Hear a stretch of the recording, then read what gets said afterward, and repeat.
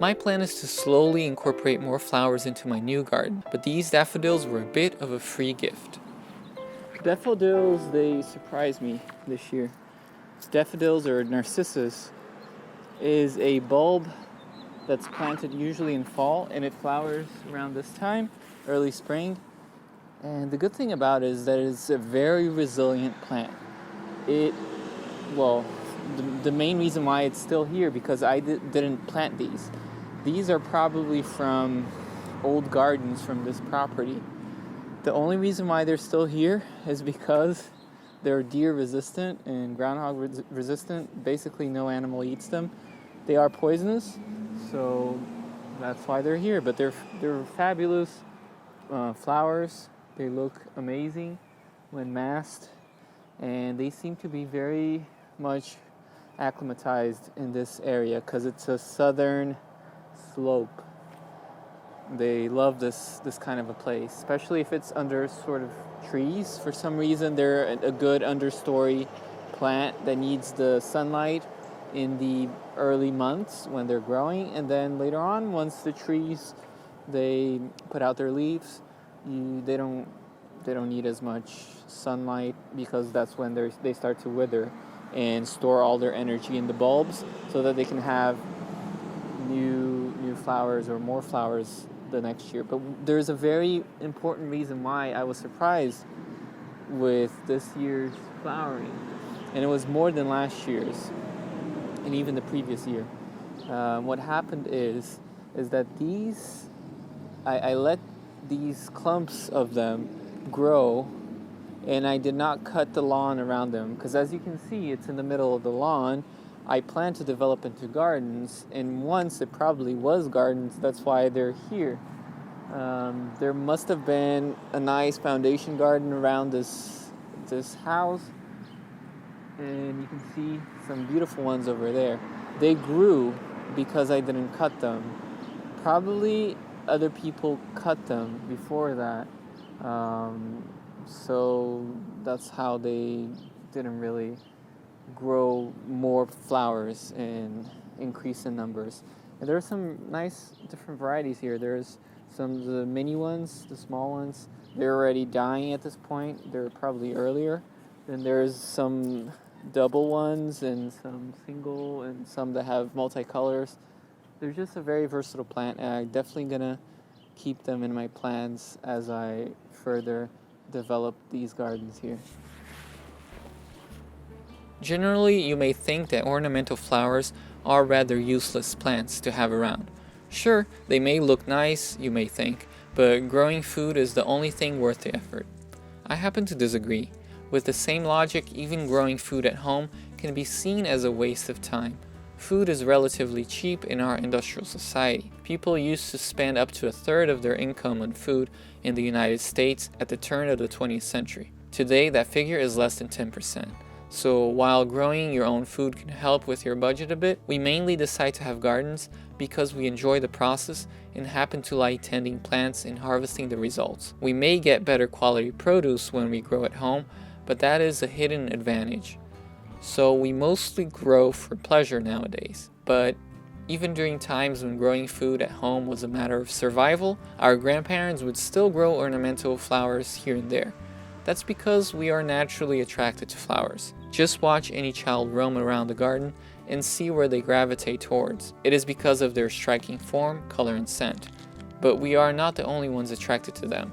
Pollinators love them, especially bees.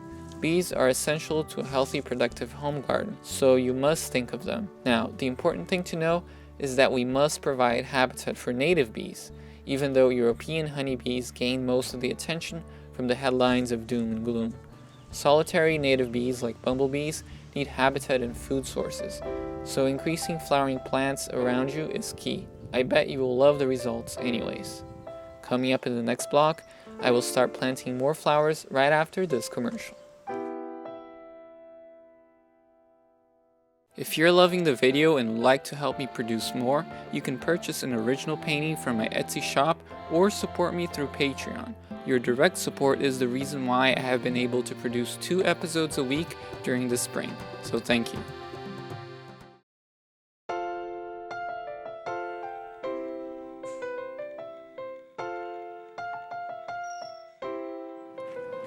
I've already started clearing this space here, and the tree is down, and now I have a lot of sun.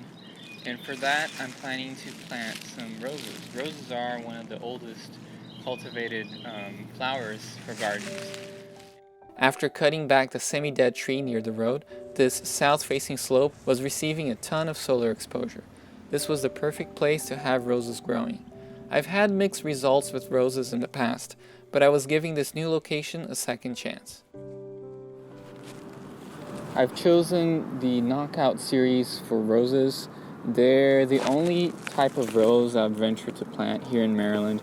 I've tried planting other roses, but they just die because of black fungus or black spot, and they don't look their best. So the Knockout series was developed to be disease resistant, and also it's a ever blooming variety, so I think it's worth the investment if you want a carefree rose. That's what I've found. What I have to do here is clear the area from the grass and then plant them, putting a bit of composted leaves to enrich the soil, although this soil looks good enough, but it's always good to put a little bit more. Growing roses in Maryland can be a bit tricky. I found that out the hard way in my last house. Not that roses are particularly diseased plants, but the main commercial varieties, especially the T hybrid types, are just very much prone to diseases like black spot. In the first years of my last garden, I tried growing a few rose bushes only to be deeply disappointed by their performance. I purchased bare root types sold for a few dollars in big box stores and planted them according to the instructions.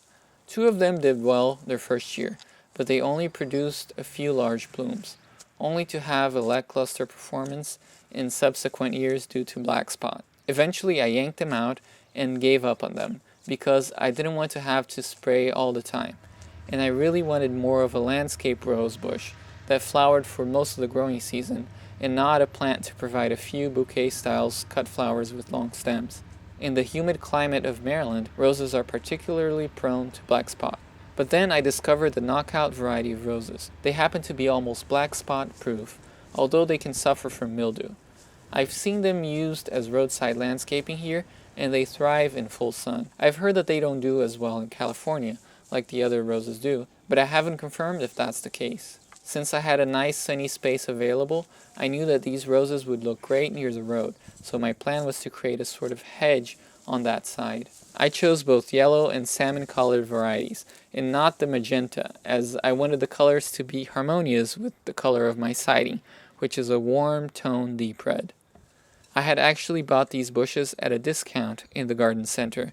By seeing the soil in the spot, I was sure it would be a great place to plant them. Knockout is a hybrid variety that was developed in 1989 by William Radler, who was a home breeder in Milwaukee. He wanted to have a carefree rose bush that blooms profusely and repeatedly. He later worked with a wholesale nursery to improve and distribute this rose, and it was released to the public in the year 2000. Unlike T hybrid roses that were developed primarily for their bloom, shape, and color and were doused with pesticides, Knockout was developed precisely to be carefree, and that is what I liked the most about them. After I dug a hole larger than the nursery pot, I added some organic rose fertilizer that is high in potassium and phosphorus. This will just help your plant get established with more vigor. I then took the root ball out of the pot and gently teased out the roots that had started to be root bound.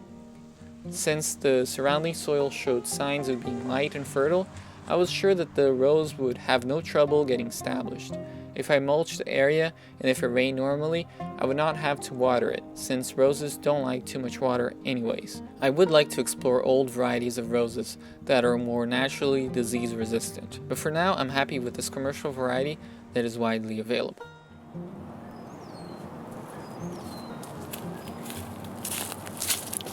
That's how I got one bush in the ground.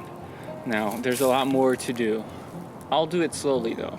One step at a time, one day at a time. That way I don't overburden myself and it becomes more of a joy. The hardest thing is to take away the grass from that area, but other than that, the soil is pretty amazing. I'm more than excited to see such beautiful soil already there. I know that this location is going to be perfect for the rose. Perfect exposure, nice drainage.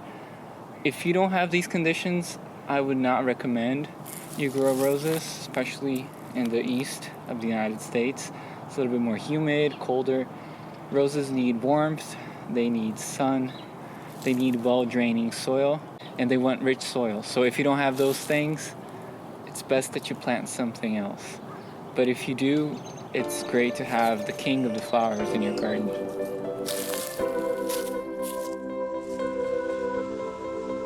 I know that slowly my dream garden will emerge. It will take time, years of cultivation for it to reach its peak. Only as perennial plants like these rose bushes get established and mature will it look and feel right. But it is exciting to see it emerge on its own time.